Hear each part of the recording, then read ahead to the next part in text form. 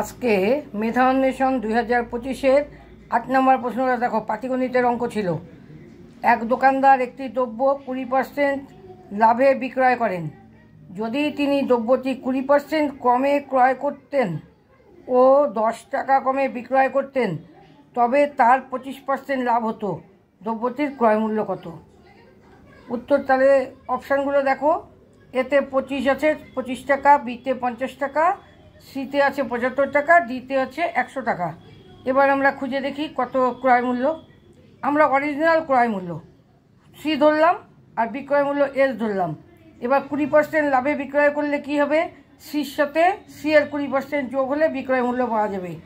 তাহলে এই যে এসটা, তার মান হয়ে গেল সি যোগ সি ইন্টু 20/100। তাহলে তোমার এইটাকে কাটাকাটি করার পরে সি যোগ C plus C/5 equal to 6C/5। আমি ইচ্ছে করেই এখানে কোনো ইউনিট বসাইনি, এগুলো সব টাকায় আছে, কারণ তার পাশে ইউনিট থাকলে জঞ্জাল হয়ে যায়, ওই জন্য বসাইনি। এটাকে 1 নাম্বার দিয়ে রাখো, কাজে লাগবে। 1 নাম্বার দিয়ে রাখো। এবার যদি 20% কমে ক্রয় করবে, হ্যাঁ, তাহলে সিটা পরিবর্তিত হয়ে যাচ্ছে, সির থেকে 20% কমে যাবে। তাহলে এবারে নতুন সিটা কি হলো? C minus C into 20/100। তাহলে সি মাইনাস C/5 মানে এটাকে করলে পরে হচ্ছে 4C/5। 4C/5। সিটা সুন্দর হয়নি দেখতে, একটু ঠিক করে দিই। 4C/5।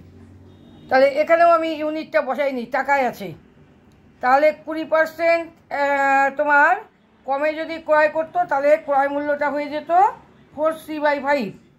এবার বলা আছে যে সে বিক্রয় করবে 10 টাকা কমে, তাহলে তার 25% লাভ হবে। তাহলে 10 টাকা কমে বিক্রয় করবে মানে সেল প্রাইসটা এস আছে, এসের থেকে 10 কমাইয়ে দেবে, আর তাতে তার 25% লাভ হবে। তাহলে নতুন ক্রয় মূল্যটা কি আছে? 4C/5। তাতে তার 25% লাভ হবে। তাহলে এখানে একটু ক্যালকুলেশনটা লাভে করা আছে। 25% লাভ করতে গেলে কি হচ্ছে? ক্রয় মূল্য 100 হলে বিক্রয় মূল্য 125 হবে, ক্রয় মূল্য 1 হলে 125/100, আর 4C/5 হলে 125/100 ইন্টু 4C/5। এখানে তাহলে S - 10টা কী হয়ে গেল? 125/100 ইন্টু 4C/5। পাশে আমি বলে দিয়েছি কিভাবে হয়েছে। তাহলে এখান থেকে কাটাকাটি করলে দেখা যাচ্ছে যে 125/100কে কাটো, 25 দিয়ে কাটলে তোমার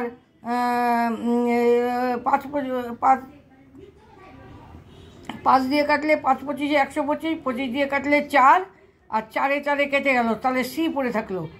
তাহলে S - 10টা হয়ে গেল সি। এবার এই সিটা তোমার থাকবে, কারণ আমি ক্রয় মূল্য বার করব। তাহলে এসটার মান আমি বার করে রাখছিলাম 1 নম্বরে। দেখো, এসের মান আমরা 1 নম্বরে বের করে রেখেছি যে সি যোগ C/5, 6C/5। তাহলে এসের মানটা বসিয়ে দাও, 6C/5 1 নং থেকে -10 ইকুয়াল টু সি। তাহলে এইবার এদিক ওদিক করো, 6C/5 - সি ইকুয়াল টু 10। তাহলে এখান থেকে তোমার লসাগু করে কী হবে? C/5 হয়ে যাবে। 6C - 5C/5, C/5 equal to 10। তাহলে C equal to 5C equal to, তাহলে কী হয়ে গেল? 5 × 10 = 50। তাহলে ক্রয় মূল্যটা কত? 50 টাকা। আমার অপশানের মধ্যে এতে 25, বিতে 50, সিতে 75 আর ডিতে 100 ছিল। তাহলে আমাদের অপশান বি কারেক্ট অ্যান্সার হচ্ছে। এবার আমার যেটা বলার, যে মেধা অন্বেষণ নামে পরীক্ষা হলেও এ পরীক্ষাটা অ্যাকচুয়াল NMMS পরীক্ষার কোশ্চেন নিয়ে করা হয়েছে। তাই যারা সামনে NMMS পরীক্ষা দেবে তারা অবশ্যই অঙ্কগুলোকে ভালো করে বুঝে করে নাও। কারণ কি, NMMS-এর কোশ্চেন পেপার থেকে 5 বছরের কোশ্চেন পেপার থেকে এই কোশ্চেন বানানো, ফলে তোমাদের সময় এটা আসার একটা সম্ভাবনা থাকবেই। এটা করে নেবে। আর চ্যানেল সাবস্ক্রাইব না করলে সাবস্ক্রাইব করে নাও।